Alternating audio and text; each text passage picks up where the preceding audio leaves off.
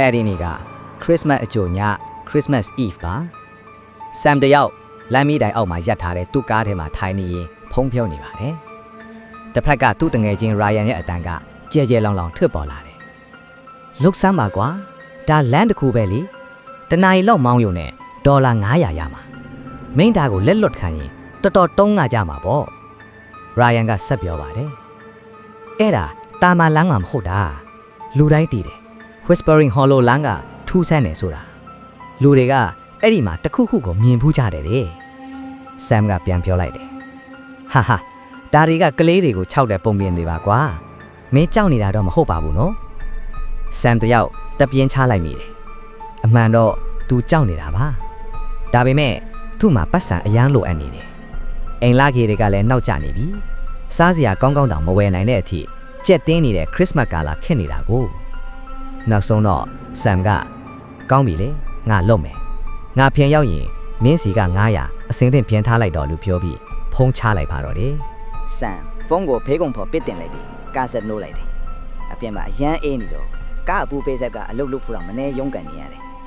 သူ Whispering Hollow လမ်းမကြီးပေါ်ကိုကွေ့ဝင်လိုက်တာနဲ့လမ်းမီးတိုင်ကြီးရုတ်တရက်ပျောက်ကွယ်သွားပြီးအမောင်ထုထဲမှာသူ့ကားမီးအောင်တစ်ခုထဲသာကြံရစ်တော့တယ်လမ်းဖေးဝဲရမှာတော့အရွက်မရှိတော့လဲတက်ပင်ကြီးတွေကအယိုးချောက်တွေလို့မိုးပေါ်ထောင်နေပြီးလက်နက်ခက်တိုင်းရတွေကိုပါဖုံးကွယ်ထားကြလို့ပါတယ်နင်းဆက်တွေကလမ်းပေါ်ကိုဖြည်းဖြည်းချင်းကျဆင်းနေတယ်မိုင်အနှဲငယ်လောက်မောင်းပြီးတဲ့အခါဆန်စိတ်နဲ့ငြိမ်သွားတယ်လမ်းကနာမည်ကြီးတဲ့လောက်ကြောက်စရာမကောင်းပါဘူးလို့တွေးမိလိုက်တယ်လမ်းကရှည်တယ်လူသူကင်းမဲ့တယ်တိတ်ဆိတ်တယ်ဒါပါပဲတိတ်တော့မစိုးပါဘူးဆန်တယောက်တည်းရေရွတ်လိုက်တယ်ဒါပေမဲ့မိနစ်တွေကြာလာတာနဲ့အမျှတလန်းလုံးကတူးညီညီလို့ခန်းစားလာရတယ်တက်ပင်တွေကလည်းပွန်ဆန်းတူလမ်းကလည်းစုံနိုင်မယ်မထင်တော့ဘူးကားအင်ဂျင်တန်းနဲ့နှင်းတွေကိုနင်းဖြတ်သွားတဲ့ဘီးလိန်ထန်းကလည်းဘာတမ်းမှမကြားရတော့ပါဘူးအဲ့ဒီချိန်မှာပဲလမ်းဘေးမှာရန်နေတဲ့ကောင်မလေးတစ်ယောက်ကိုဆန်ယူတီရဲ့တွေ့လိုက်ရတယ်သူမကဒီလောက်အေးခဲနေတဲ့ရာသီဥတုမှာပါးလွာလုံးနဲ့ခေါင်းဝုံအဖြူလေးကိုဝတ်ထားပြီးငိုနေသလိုမျိုးပခုံးလေးတွေတုန်ခါနေတယ်ဆန်ကားကိုအရှင်ရှောင်ပြီးတည်င်းပေါက်ချလိုက်တယ်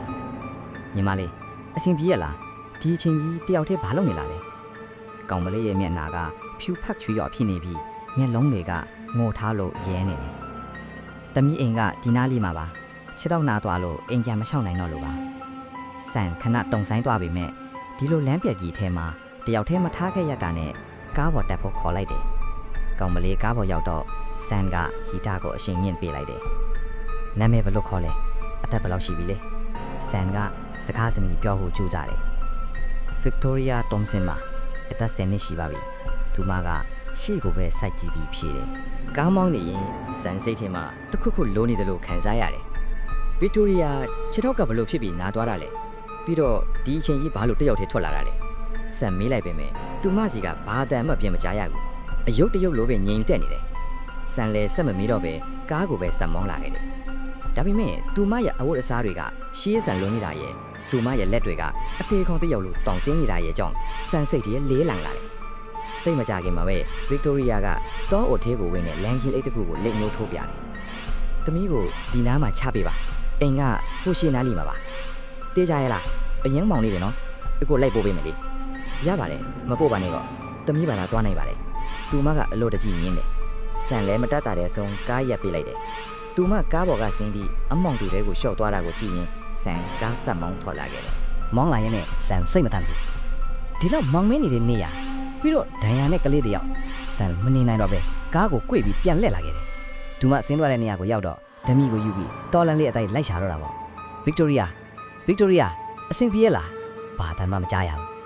လမ်းဆုံးရောက်တော့ဟောင်းနွမ်းပျက်စီးနေတဲ့အိမ်ကြီးတစ်လုံးကိုတွေ့လိုက်ရတယ်အိမ်ရှိမှာ Thompson Family Home ဆိုတဲ့ဆိုင်းဘုတ်အပြတ်ကြီးချိတ်ထားတယ်Sam ဓမီနဲ့ဝိကြည့်လိုက်တဲ့အခါမြေပြင်ပေါ်ကအရာတစ်ခုကိုတွေ့လိုက်ရတယ်အဲ့ဒါကတော့အုတ်ကူတစ်ခုပါ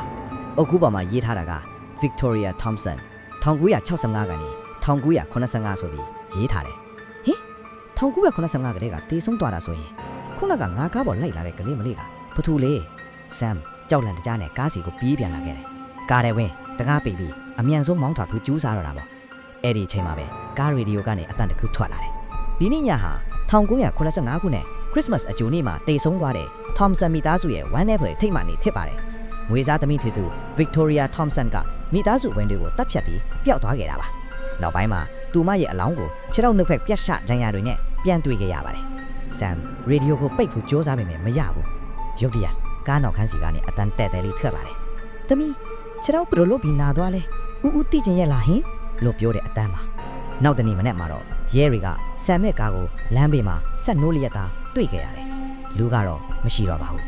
နင်းတော့ထဲမှာကြမ်းရစ်ခဲ့တဲ့ခြေရာတွေကတော့ထောမ်ဆန်မိသားစုရဲ့အိမ်ပြက်ကြီးစီကိုဦးတည်သွားပြီးလန်ဒဝက်မှာပျောက်ဆုံးသွားခဲ့ပါတော့တယ်